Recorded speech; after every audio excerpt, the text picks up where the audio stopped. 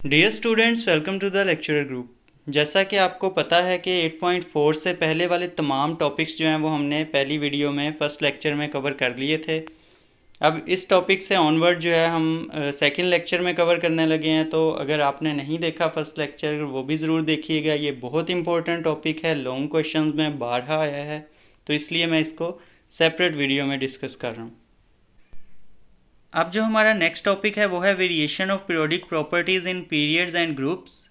Most important, या आप इसे सेकंड मोस्ट इम्पोर्टेंट कर लें। पहला जो है वो पीरियोडिक टेबल और दूसरा ये लॉन्ग क्वेश्चन के तौर पे आता है। इसमें हमने जो प्रॉपर्टीज़ पीरियड और ग्रुप्स के अंदर डिस्कस करनी है वो है atomic radius, ionisation energy, electron affinity और इलेक्ट्रोनेगेटिविटी।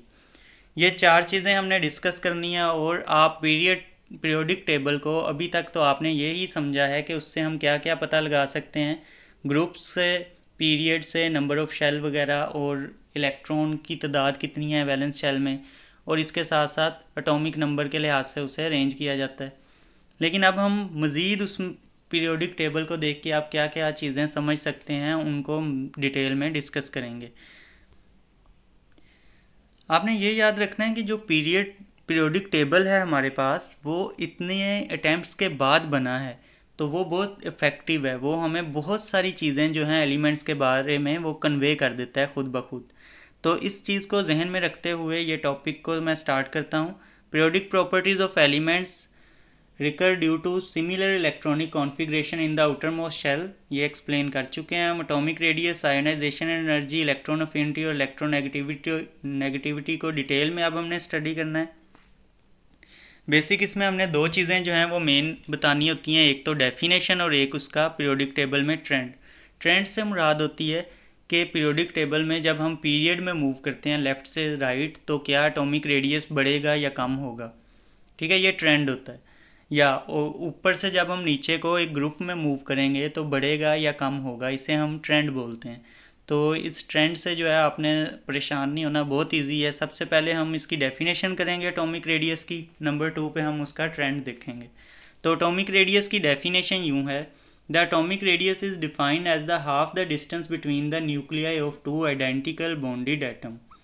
अब बेसिक मसला क्या था, किसी भी एटम का साइज़ जब हम अंडरस्टैंड करने लगते थे, तो ये एटम के सेंटर में न्यूक्लियस है और उसके इर्द गिर्द जो है वो इलेक्ट्रॉन फैले हैं। अब उसका जो एरिया है ना, वो मैयर करना कि वो कहाँ तक वो इलेक्ट्रॉनिक क्लाउड जो है वो फैला हुआ है, ये पॉसिबल नहीं था। तो साइंटिस्ट ने इसका क्या हल निकाला। साइंटिस्ट ने किया कि दो आइडेंटिकल एटम लें, जैसे एक हाइड्रोजन का है तो दूसरा भी हाइड्रोजन का ही लें। दोनों ने अगर आपस में बॉन्डिंग की हुई है तो एक बॉन्ड बना हुआ है, और इन दोनों का जो है ना वो सेंटर में जो न्यूक्लियस है, ठीक है, अगर यहाँ पे एक एटम का न्यूक्लियस है, ये उसका शेल है, इसी तरह ये दूसरे एटम का शेल है और उसका यहाँ पे सेंटर में न्यूक्लियस है। इन दोनों न्यूक्लियस के दरमियान तो हम डिस्टेंस फाइंड कर सकते हैं ना। यहाँ से बाउंड्री तो क्लियर है नहीं कि इलेक्ट्रॉन तक का, लास्ट इलेक्ट्रॉन तक का जो है वो फासला माप लें। जब बाउंड्री डिस्टिंक्ट नहीं है तो हम क्या करते हैं, सिंपल दोनों के न्यूक्लियस के दरमियान का जो डिस्टेंस है उसे माप लेते हैं और उसके बाद उसको हाफ करते हैं, तो ये रेडियस हमें मिल जाता है। तो यहाँ तक का जब ये टोटल है हमारे पास डिस्टेंस, इसको हाफ करेंगे तो सेंटर तक यहाँ तक का रेडियस मिल जाएगा, सॉरी यहाँ तक का। तो इस तरह से हम जो है रेडियस फाइंड आउट करते हैं। मेजरमेंट की बात करें तो यूनिट इसको मेजर करने का पिकोमीटर है, ठीक है, और 10-12 पावर है इसकी, मीटर में अगर कन्वर्ट करना है तो। एग्जाम्पल की बात करें, the distance between the nuclei of two bonded carbon atom is 154 pm। दो बॉन्डेड कार्बन एटम को अगर हम देखें तो उनके न्यूक्लियस के दरमियान, दोनों के न्यूक्लियस के दरमियान 154 pm जो है वो पिकोमीटर डिस्टेंस है। सो द एटॉमिक रेडियस, और रेडियस जो है वो 2 पे डिवाइड करने से आता है, आपको भी पता है। जो डायामीटर है उसको 2 पे डिवाइड कर दें तो रेडियस आता है। तो 2 पे डिवाइड किया, 77 pm जो है उसका रेडियस एक कार्बन का निकल आया। वेरिएशन की बात करें, अब हमने ट्रेंड्स को डिस्कस करना है। तो variation of atomic radius in period अब देख लेते हैं। बहुत इजी है, सिंपल है कि decrease from left to right. Left to right क्या होते हैं, पीरियड या ग्रुप। पीरियड्स होते हैं, लेफ़्ट से राइट की बात की जा रही है, इस तरह से अगर हम मूव करें पीरियड के अंदर तो ये from left to right in period as you move across a period electron are added to the same shell increasing the nuclear charge। जब हम अब इस पॉइंट को बहुत गौर से समझिएगा कि जब हम इस साइड को मूव करते हैं तो शेल चेंज नहीं होता। आपको पता है पीरियड 1 इंडिकेट कर रहा है कि नंबर 1 है शेल, इसमें एक ही है, इसके अंदर एक एलिमेंट है तो वो भी पहले शेल में है, दो हैं तो वो भी पहले में है, ठीक है। पीरियड 2 इंडिकेट कर रहा है कि इसमें जितने भी एलिमेंट हैं वो उनके अंदर दो ही शेल हैं, तीसरा शेल नहीं हो सकता। अगर तीसरा शेल होगा तो वो पीरियड 3 में शिफ्ट हो जाएंगे। तो जब हम इस साइड को लेट्स से पीरियड 1 या 2 की बात कर लें, पीरियड 1 में तो दो ही एलिमेंट होते हैं, इस वजह से पीरियड 2 की बात करें तो यहाँ जो पहला एलिमेंट होगा उसका एक ही इलेक्ट्रॉन है, लेट्स से सॉरी 3 कर लें, 3 से स्टार्ट करते हैं, 3 है प्रोटॉन। यहाँ पे जाएंगे तो 4 ही इलेक्ट्रॉन 4 ही प्रोटॉन, यहाँ पे 5 इलेक्ट्रॉन 5 प्रोटॉन, यहाँ पे 6 इलेक्ट्रॉन 6 प्रोटॉन। तो जैसे जैसे आगे को हम लेफ़्ट से राइट की तरफ को मूव कर रहे हैं, नंबर ऑफ़ प्रोटॉन जो हैं वो इंक्रीज़ हो रहे हैं, न्यूक्लियर का चार्ज जो है ना वो इंक्रीज़ हो रहा है, और इलेक्ट्रॉन सेम डिस्टेंस पे ही हैं, एक ही शेल में है ना, मतलब अब दूसरा शेल फिल हो रहा है। ये न्यूक्लियस है, सॉरी ये न्यूक्लियस है अगर, और ये उसका पहला शेल था, ये अब दूसरे शेल में न्यूक्लियस का चार्ज बढ़ता जा रहा है और इलेक्ट्रॉन इक्वली दूर हैं अभी और ज़्यादा दूर नहीं गए। तो स्ट्रॉन्गर न्यूक्लियर अट्रैक्शन जो है वो इलेक्ट्रॉन को अपनी तरफ करीब करीब खींचती जाती है, जिसकी वजह से एटॉमिक साइज़ डिक्रीज़ होता जाता है। तो ये आपने रीज़न बताना है। रीज़न क्या है लेफ़्ट से राइट डिक्रीज़ होने का? वो ये है कि न्यूक्लियर चार्ज बढ़ता जा रहा है पीरियड के अंदर लेफ़्ट टू राइट, और जिसकी वजह से इलेक्ट्रॉन को न्यूक्लियस मज़ीद अपने करीब खींच लेता है और साइज़ डिक्रीज़ करता जाता है। तो याद रखना है साइज़ डिक्रीज़ करता है लेफ़्ट से राइट एक पीरियड में जब हम मूव करते हैं। उसकी वजह क्या है? उसकी वजह यह है कि न्यूक्लियर चार्ज इंक्रीज़ होता जा रहा है और इलेक्ट्रॉन को वो अपने करीब करीब खींचता जाता है, जिससे साइज़ छोटा हो रहा है। एग्जाम्पल को देखते हैं साइज़ की। लिथियम जो है पीरियड 2 है, पहले में हाइड्रोजन हीलियम है, तीसरे में लिथियम पहला है। तो लिथियम जो है उसका 152 है, उसके बाद बेरिलियम जो है उसका 113 है, और उसके बाद बोरोन जो है वो 88 है। ये आपको पता है ये तीनों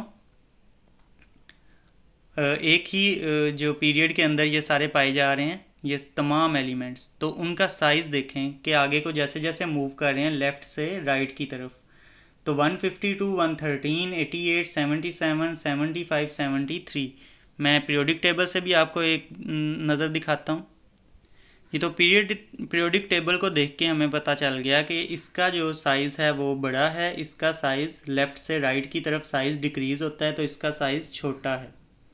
इसी तरह इसमें भी सबसे बड़ा साइज़ जो है इस पीरियड में लिथियम का है, बेरिलियम का उससे कम, बोरोन का उससे कम, और कार्बन का उससे कम, नियोन का सबसे कम। तो लेफ़्ट से राइट को मूव करें तो साइज़ छोटा होता जाता है एलिमेंट्स का। जी, तो पीरियड्स में अब हमने समझ लिया कि किस तरह से एटॉमिक रेडियस जो है वो लेफ़्ट से अगर राइट की तरफ जाएं तो डिक्रीज़ होता है। अब हम ग्रुप में देखते हैं कि ग्रुप में क्या चेंज आता है। तो ग्रुप में याद रखें increase from top to bottom, ठीक है। पीरियड्स में लेफ़्ट से राइट होता है, ग्रुप्स में टॉप से बॉटम होता है, ऊपर से नीचे को। तो ऊपर से नीचे को क्या करता है? इंक्रीज़ करता है। इंक्रीज़ क्यों करता है? एक तो सिंपल सा रीज़न है इसके।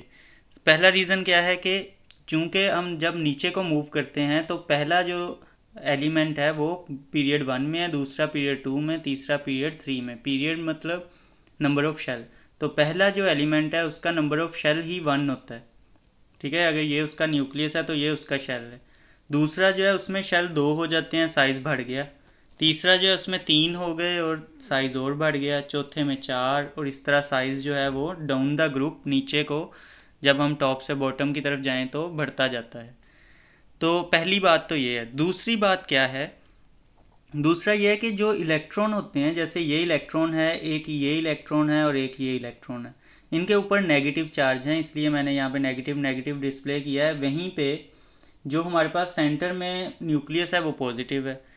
तो क्या होता है कि ये पॉजिटिव चार्ज इस इलेक्ट्रॉन को भी अपनी तरफ खींच रहा है, इस वाले को भी, इस वाले को भी, और ये फोर्थ वाले को भी। इन सब इलेक्ट्रॉन को अपनी तरफ ये खींच रहा है। लेकिन जब ये इलेक्ट्रॉन और ये इलेक्ट्रॉन नेगेटिव हैं तो ये दोनों एक दूसरे को क्या करेंगे, रिपेल करेंगे। ठीक है, आपको पता है कि सेम चार्जेस एक दूसरे को रिपेल करती हैं, ऑपोजिट्स अट्रैक्ट करते हैं। ये पॉजिटिव नेगेटिव को इसीलिए अट्रैक्ट कर रहा है कि ये ऑपोजिट है। तो ये नेगेटिव इस नेगेटिव को जो रिपेल करेगा, ये वाला इसको रिपेल करेगा, तो इनर शेल के इलेक्ट्रॉन जो हैं वो आउटर शेल के इलेक्ट्रॉन को रिपेल कर रहे होते हैं, दूर को फोर्स लगा रहे होते हैं। और उस पर जितनी न्यूक्लियस ने फोर्स लगानी होती है उस पर उतनी उसे फोर्स नहीं लगाने देते। तो हम इसको किस तरह से लिखते हैं, जिसकी वजह से फोर्स आखिरी शेल के इलेक्ट्रॉन पे कम लगती है तो वो ज़्यादा दूर हो जाता है, तो साइज़ मज़ीद इंक्रीज़ होता जाता है। तो इसको हम किस तरह से लिखते हैं, यहाँ पे अगर आप देखें, पहली वही इलेक्ट्रॉन के न्यू शेल ऐड हो रहे हैं जिसकी वजह से distance between nucleus and outer most electron बढ़ जाता है और साइज़ भी बढ़ जाता है। नंबर 2 पे इनर इलेक्ट्रॉन जो हैं वो शील्ड करते हैं आउटर मोस्ट इलेक्ट्रॉन को, यानी एक शील्ड बना लेते हैं, जिससे क्या होता है कि अंदर वाला जो न्यूक्लियस है उसकी फुल फोर्स नहीं लग पाती आखिरी इलेक्ट्रॉन पे, जिससे भी साइज़ इंक्रीज़ हो जाता है।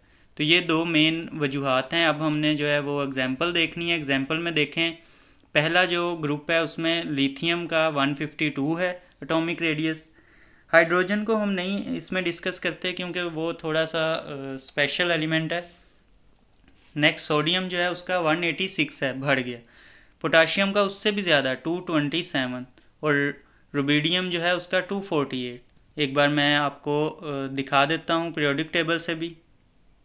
इट्स मीन मैं आपको ये समझा रहा था कि ये हाइड्रोजन है, इसमें ये इसका पीरियड 1 है, ठीक है, और ये जो है ये पीरियड 2 है। ऐसे जैसे डाउन मूव करते जाएंगे तो शेल बढ़ते जा रहे हैं, पीरियड शेल बता रहे हैं ना, लेकिन सेम ग्रुप में नीचे को जाएं तो पीरियड बढ़ते जाते हैं, तो इस वजह से शेल बढ़ते जा रहे हैं तो साइज़ भी डाउन द ग्रुप इंक्रीज़ करता जा रहा है। और दूसरा शील्डिंग इफ़ेक्ट भी जो है वो अंदर वाले इलेक्ट्रॉन जो हैं वो शील्ड करना शुरू कर देते हैं, वो भी बढ़ने से साइज़ बढ़ता है। अब एक और इंटरेस्टिंग बात बताता हूँ कि ये जो साइज़ वाले हैं एटॉमिक साइज़ वाले चार्ट्स वो भी अवेलेबल हैं, मैं आपको एक दिखाता हूँ। अब आपको चीज़ समझ आ गई है तो अब इस पीरियोडिक टेबल को ऑब्ज़र्व करें। ये आपको दिखा रहा है कि जब आप इधर से इस साइड को मूव कर रहे हैं तो साइज़ देखें मज़ीद छोटा होता जा रहा है, मतलब ये आपको पूरा डॉट जो है इसका साइज़ बता रहा है। ऊपर से नीचे को जा रहे हैं, अभी हमने पढ़ा है टॉप से बॉटम मूव करें तो साइज़ बढ़ता जाता है, तो ये देखें ग्रुप के अंदर नीचे को साइज़ बढ़ रहा है। ठीक है, ये रियल एग्जांपल की तरह उन्होंने साइज़ मैयर करके इंक्रीजिंग दिखाए हैं। ठीक है, और इसी तरह अगर हम लेफ़्ट से राइट जा रहे हैं पीरियड के अंदर तो देखें साइज़ छोटा होता जा रहा है। तो ये ट्रेंड जो है ये आप लोग इससे भी याद कर सकते हैं। तो ये बहुत अच्छी एग्जांपल है अगर आप समझना चाहें तो।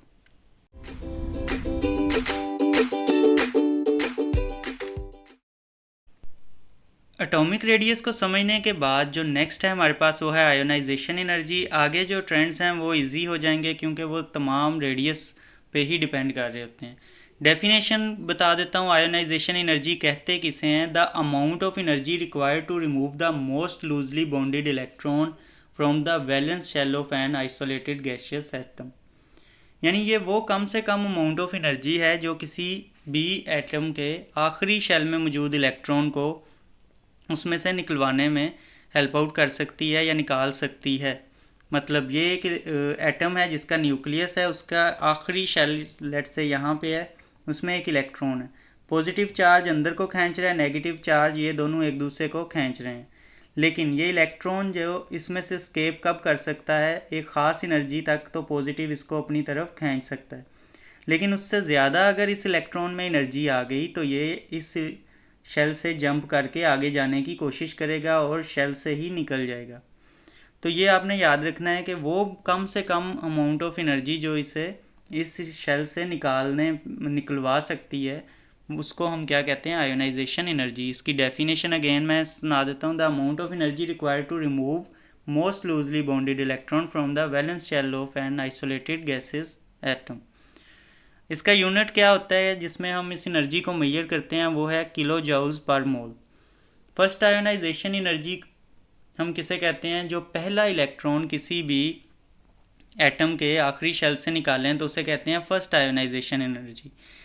जी, तो ये एक कॉन्सेप्ट है कि फर्स्ट आयोनाइजेशन एनर्जी जो है वो हमेशा कम होती है, सेकंड आयोनाइजेशन एनर्जी ज़्यादा होती है। इसका कॉन्सेप्ट इस तरह से मैं आपको एक्सप्लेन करता हूँ कि लेट्स से एक एटम है, उसके पास 11 इलेक्ट्रॉन है और उसके पास प्रोटॉन भी कितने होंगे, 11। अब अगर उसका एक इलेक्ट्रॉन निकल जाता है, फर्स्ट आयोनाइजेशन एनर्जी है, एक इलेक्ट्रॉन जो है उसका निकल गया, तो अब उस पर नेगेटिव चार्ज जो है वो 10 रह गया, जबकि पॉजिटिव चार्ज जो है वो 11 ही है। मतलब उसकी खींचने की एबिलिटी जो है उस एटम की, पहले 11 प्रोटॉन 11 इलेक्ट्रॉन को खींच रहे थे, अब 11 प्रोटॉन जो है वो 10 इलेक्ट्रॉन को खींच रहे हैं। मतलब अब एक्स्ट्रा एनर्जी, ए वन एनर्जी जो है वो प्रोटॉन की एक्स्ट्रा है इलेक्ट्रॉन को खींचने के लिए। तो इट्स मीन अब वो जो उसके पास 10 रह गए हैं उनको ज़्यादा फोर्स लगा के अपनी तरफ खींच रहा है कि कहीं वो उनको ना लूज़ कर दे। तो इस बार अगर उससे एक इलेक्ट्रॉन छुड़वाना है तो पहले की निस्बत एक्स्ट्रा एनर्जी देंगे तो वो छोड़ेगा, क्योंकि ऑलरेडी वो एक प्रोटॉन उसके पास एक्स्ट्रा है खींचने के लिए उनको। तो यहाँ पे इसको आप देख भी सकते हैं प्रैक्टिकली कि यहाँ मैग्नीशियम में से पहला इलेक्ट्रॉन जब निकालते हैं तो 737 किलो जूल पर मोल एनर्जी देनी पड़ती है, और वहीं पे जब दूसरा अगर निकलवाना है तो उसमें देखें एनर्जी ऑलमोस्ट डबल हो गई है, 1450 किलो जूल पर मोल। तो ये दोनों का डिफरेंस है कि फर्स्ट आयोनाइजेशन एनर्जी हमेशा कम होती है, सेकंड आयोनाइजेशन एनर्जी हमेशा जो है वो ज़्यादा होती है।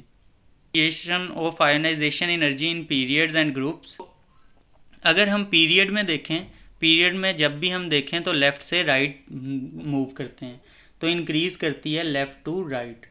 ठीक है, लेफ़्ट टू राइट इंक्रीज़ क्यों करती है, उसका वजह क्या है, मैंने आपको बताया था साइज़ को समझना सबसे मुश्किल होता है, बाकी सारे जो हैं वो साइज़ पे ही डिपेंडेंट होते हैं तो इजीली समझ आ जाते हैं। हमने देखा था कि साइज़ जो है वो लेफ़्ट टू राइट स्मॉलर होता जाता है। जब साइज़ स्मॉलर होता जाता है तो आखिरी शेल के इलेक्ट्रॉन पे होल्ड जो है न्यूक्लियस का वो ज़्यादा होता जाता है, क्योंकि वो करीब आई जाता है। दैट्स वाई जब हम लेफ़्ट से राइट मूव करते हैं, साइज़ छोटा होने की वजह से आखिरी शेल के इलेक्ट्रॉन पे न्यूक्लियस का होल्ड बहुत ज़बरदस्त हो जाता है, उसे छुड़वाने के लिए ज़्यादा एनर्जी हमें देनी पड़ेगी। तो ये है इंक्रीज़ होने की वजह। अगर हम आयोनाइजेशन एनर्जी इन ग्रुप्स की बात करें तो ग्रुप्स के अंदर आपको पता है टॉप से बॉटम की तरफ मूव करें तो साइज़ बढ़ता जाता है। साइज़ क्यों बढ़ता जाता है, due to addition of extra shell and जो शील्डिंग इफेक्ट है उसकी वजह से। तो जब साइज़ बढ़ता जाएगा तो न्यूक्लियस का अपने आखिरी इलेक्ट्रॉन पे फोर्स जो है, होल्ड है, वो भी कम होता जाएगा। तो जिसकी वजह से आयोनाइजेशन एनर्जी डिक्रीज़ होती जाएगी, यानी थोड़ी सी भी एनर्जी आखिरी इलेक्ट्रॉन को मिली तो वो एस्केप कर जाएगा। तो दैट्स वाई डिक्रीज़ कर जाती है फ्रॉम टॉप टू बॉटम। नीचे को जाएं तो हमें कम एनर्जी देनी पड़ती है, हम कम एनर्जी में ही इलेक्ट्रॉन को निकलवा के एटम को आयोनाइज कर देते हैं। तो ये आपने याद रखनी है। इसकी अगर आप समझ तो लग गई होगी, अगर मज़ीद एक्सप्लेन करूँ कि large atomic size and increase shielding reduce attraction between the nucleus and valence electron making them easier to remove. ये आप रीज़न लिख सकते हैं।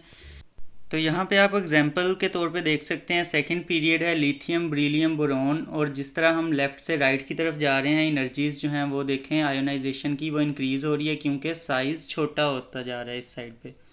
तो यहाँ पे लिथियम की 520 है, बेरिलियम की 899 है, बोरॉन की 801। यहाँ पे थोड़ा सा डिफरेंस आ गया है, इसकी बढ़ने की बजाय कम हो गई है बोरॉन की, लेकिन उसकी ये वजह होती है कि इसमें एक सब शेल आ जाता है जिसमें मज़ीद अंदर इलेक्ट्रॉन की जो है वो रिपल्जन क्रिएट होती है, यानी कि शील्डिंग इफ़ेक्ट बढ़ जाता है। तो इस तरह ये कुछ एक्सेप्शंस आ जाती हैं, आपकी बुक में नहीं है एक्सप्लेन, तो आपको भी इसमें नहीं पढ़ने की ज़रूरत। इसी तरह अगर हम डाउन द ग्रुप देखें तो लिथियम जो है वो उसमें 520 है, सोडियम का साइज़ बढ़ा हुआ तो उसमें 496 डिक्रीज़ हो गई। पोटाशियम का साइज़ मज़ीद बढ़ा हुआ तो उसमें और कम हो गई, और इसी तरह रुबीडियम 403 और 377 सीजियम में। तो ऊपर से नीचे जो है वो साइज़ बढ़ता जा रहा है, उसकी वजह से आयोनाइजेशन एनर्जी डिक्रीज़ होती जा रही है, कम आयोनाइजेशन एनर्जी पे ही इलेक्ट्रॉन निकल आता है। जी, तो नेक्स्ट ट्रेंड जो है वो हमने इलेक्ट्रॉन अफिनिटी का समझना है। सबसे पहले जो है डेफिनेशन समझ लेते हैं। डेफिनेशन क्या है, the energy change when an electron is added to the outer most shell of an isolated gaseous atom. Basically उसी से याद कर लें, आयोनाइजेशन एनर्जी से ही, कि वो एनर्जी थी जो कि किसी इलेक्ट्रॉन को निकालने के लिए लगानी पड़ती थी। और ये कौन सी है? The energy change when an electron added to the outer most shell of an isolated gaseous atom. जैसा कि हमने पढ़ा था कि कुछ एटम होते हैं वो इलेक्ट्रॉन को अपने तरफ खींचते हैं, अट्रैक्ट करते हैं, हैलोजन मोस्टली, तो और वो उन पे नेगेटिव चार्ज आ जाता है, एनाइन बनाते हैं। ये बिल्कुल उन्हीं की बात की जा रही है। इसके भी जो यूनिट हैं वो किलो जूल पर मोल हैं। एग्जाम्पल आप फ्लोरीन की देख लें जो कि हैलोजन है, इसको हमने पढ़ा भी था।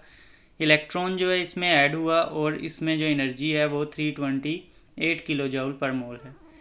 तो वेरिएशन की अगर बात करें तो वेरिएशन इसमें समझ लेते हैं, trend increase from left to right.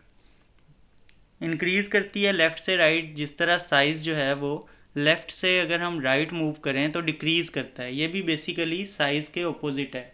Ionisation energy भी साइज़ के ऑपोजिट थी। मतलब आपने अगर साइज़ का एटॉमिक रेडियस का ट्रेंड याद कर लिया तो इन दोनों का आप उसके ऑपोजिट याद कर सकते हैं। तो increase from left to right, और इसकी भी वजह वही है कि स्मॉलर साइज़ होने से, smaller atomic size mean stronger nuclear attraction. जितना साइज़ स्मॉलर होता जाएगा न्यूक्लियर अट्रैक्शन जो है वो बढ़ती जाएंगी, resulting the higher electron affinity. Smaller size से जो है वो स्ट्रोंगर न्यूक्लियर अट्रैक्शन होती है, जो कि हायर इलेक्ट्रॉन अफिनिटी, मतलब इलेक्ट्रॉन को खींचने की ताकत भी उसमें ज़्यादा हो जाती है, क्योंकि न्यूक्लियस का जो आखिरी शेल तक होल्ड बहुत स्ट्रॉन्ग है। अगर हम इलेक्ट्रॉन अफिनिटी की ग्रुप्स में बात करें तो डिक्रीज़ करती है फ्रॉम टॉप टू बॉटम। क्यों? उसका भी रीज़न वही है कि लार्जर एटॉमिक साइज़ हो जाता है, जिसकी वजह से आखिरी इलेक्ट्रॉन तक न्यूक्लियस का होल्ड उतना नहीं रहता कि वो बाहर से जाता कोई इनकमिंग इलेक्ट्रॉन जो है उसको अपनी तरफ खींच के ऐड कर सके, तो रिड्यूस हो जाती है इलेक्ट्रॉन अफिनिटी। यहाँ पे आप जो है इस ट्रेंड को जो है वो देख भी सकते हैं। ग्रुप 17 में इस ट्रेंड का जो है वो दिखाया गया है। कुछ एक्सेप्शन आपको नज़र आ रही होंगी। उसकी वजह ये होती है कि साइज़ का जो है ना डिफरेंस है, उसमें इलेक्ट्रॉन डेंसिटी जो फ्लोरीन में वो बहुत ज़्यादा हाई होती है क्लोरीन की निस्बत, तो उसकी वजह से कुछ चेंजेस हैं। लेकिन ओवरऑल पैटर्न यही है कि डिक्रीज़ करेगा फ्रॉम टॉप टू बॉटम। अब यहाँ पे एक बात लिखी गई है, फर्स्ट इलेक्ट्रॉन अफिनिटी जो है कैन बी नेगेटिव और positive, but second electron affinities are always positive.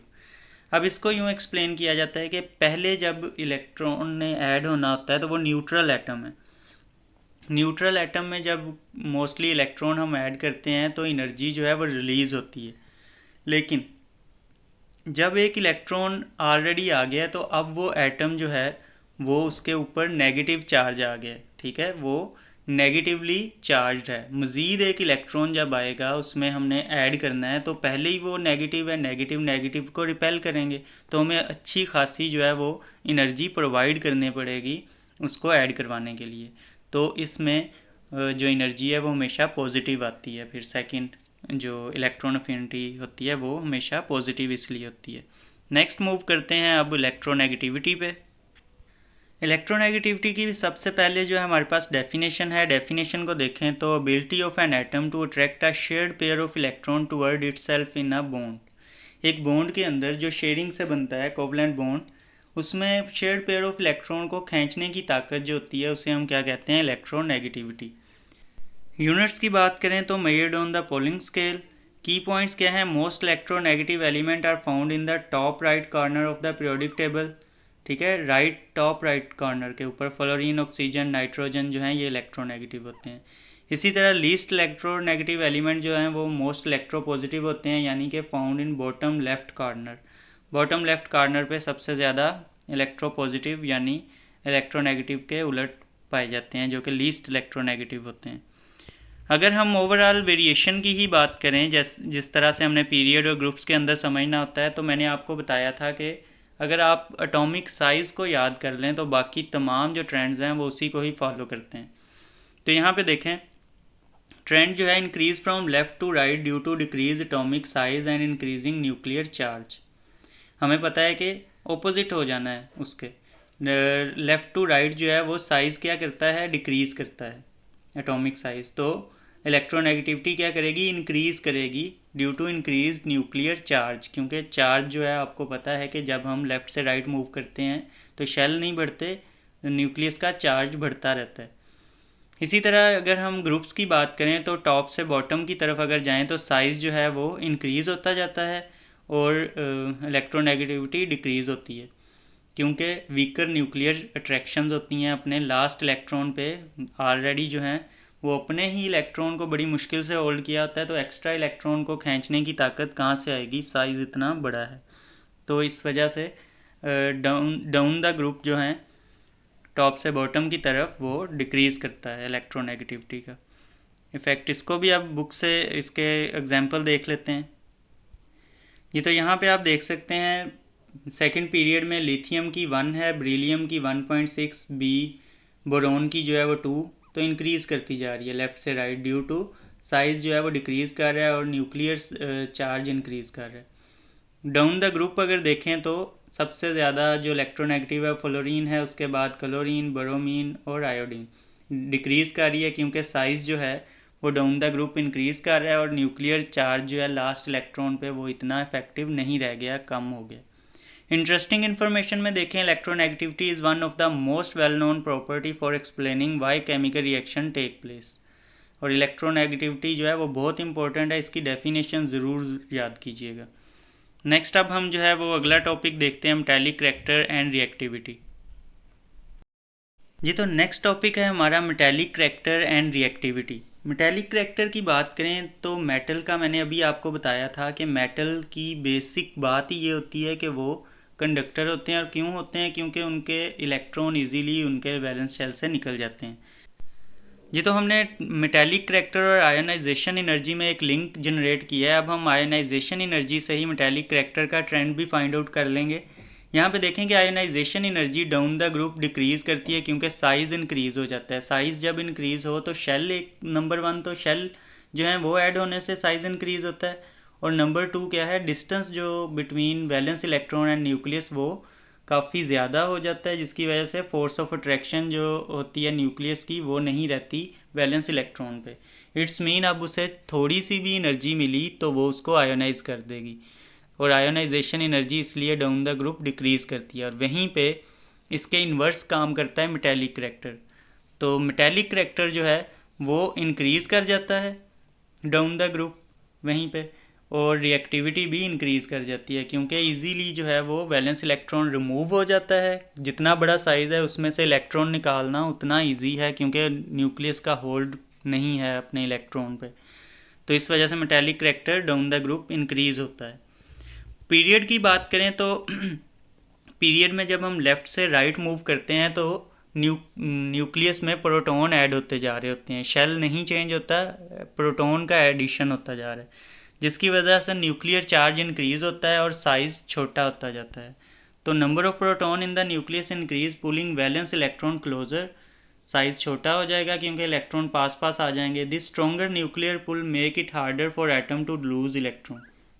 It's mean अब उसके इलेक्ट्रॉन को उसके आखिरी शेल से निकालने के लिए अच्छी खासी एनर्जी देनी पड़ेगी।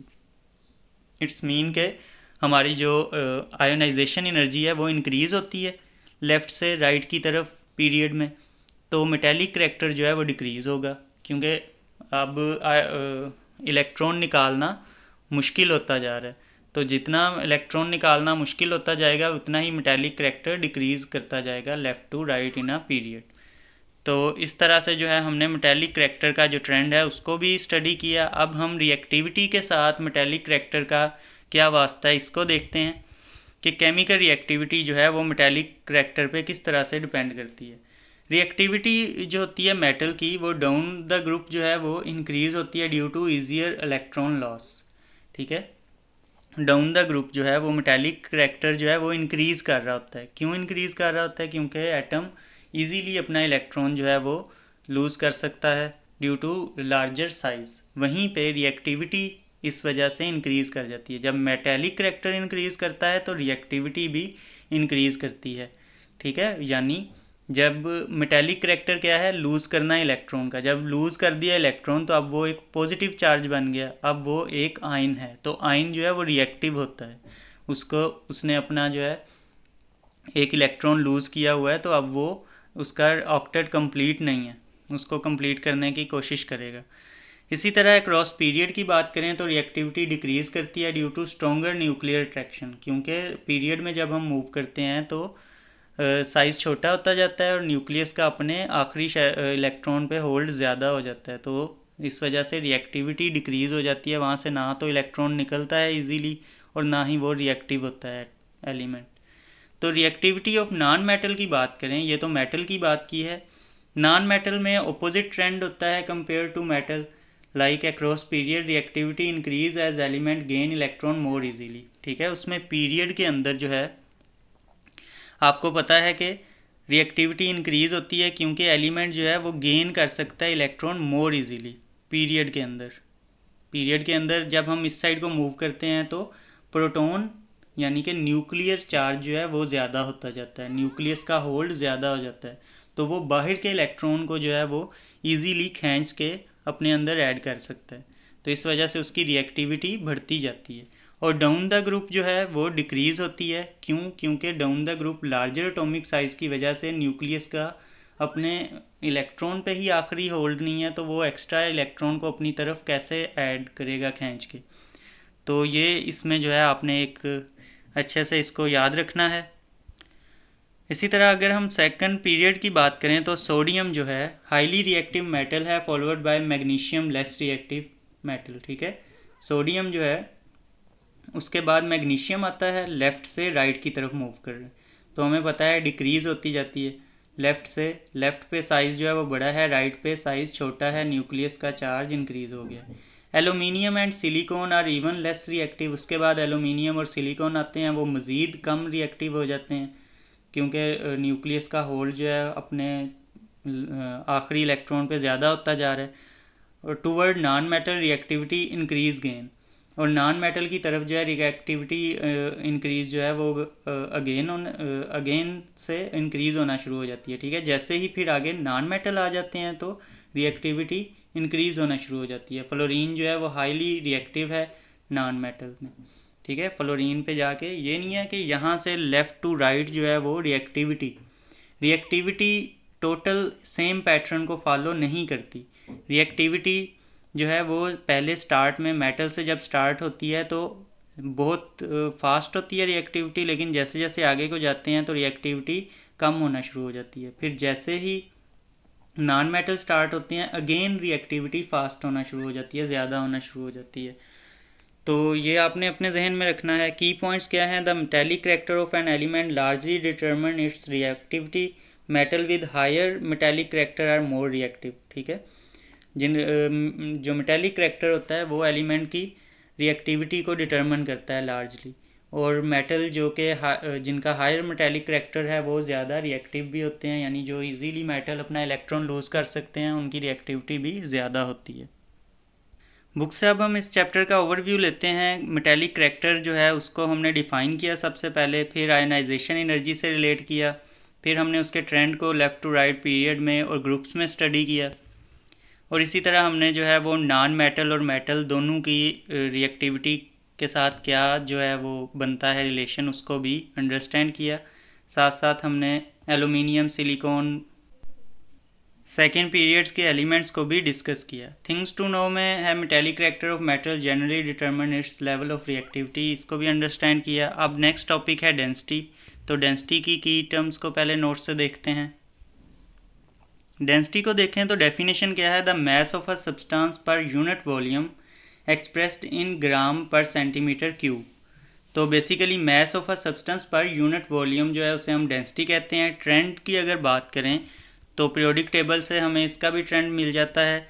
मसलन इंक्रीज़ करती है डेंसिटी कब? डाउन अ ग्रुप, जब हम नीचे को मूव करते हैं तो इंक्रीज़ कर रही होती है डेंसिटी डाउन द ग्रुप। उसकी रीज़न क्या है? रीज़न भी पता होना चाहिए। Down a group atomic size increase, नीचे को मूव करें तो एटम का साइज़ इंक्रीज़ करता है, but the mass increase proportionally more than the volume, लेकिन उसका जो मैस है वो वॉल्यूम से ज़्यादा इंक्रीज़ करता है, resulting in higher density.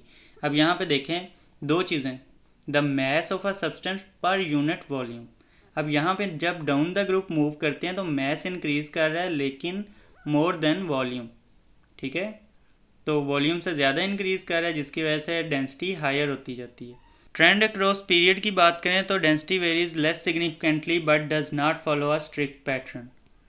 Less significantly varies कर रही होती है, इतना ज़्यादा कोई ख़ास चेंज नहीं हो रहा होता क्योंकि मैथ में बहुत बड़ा चेंज नहीं आ रहा, तो लेकिन कोई ख़ास पैटर्न नहीं अभी तक इसमें फाइंड आउट किया जा सका। एग्जाम्पल को देख लेते हैं। तो यहाँ पे आप देख सकते हैं डेंसिटी का टॉपिक जो है वो ना होने के बराबर ही लिखा हुआ है। तो फर्स्ट ग्रुप जो है उसमें लिथियम है 0.53, सोडियम जो है उसमें 0.97, पोटाशियम में 0.89। तो यहाँ से हमें पता चल रहा है कि इंक्रीज़ कर रही है from top to bottom in a group. Lithium सबसे ऊपर होता है, सोडियम उससे नीचे, पोटाशियम उससे नीचे, तो इस तरह करके इंक्रीज़ करती जा रही है। लेकिन अगर हम देखें पीरियड के अंदर तो कोई ख़ास उसका ट्रेंड नहीं मिलता। तो ये था आज का हमारा video lecture. I hope so आपको समझ आया होगा। अगर आपको समझ आया है तो वीडियो को लाइक ज़रूर कीजिएगा और कमेंट सेक्शन में अपनी राय भी दीजिएगा और चैनल को भी सब्सक्राइब कर दीजिएगा।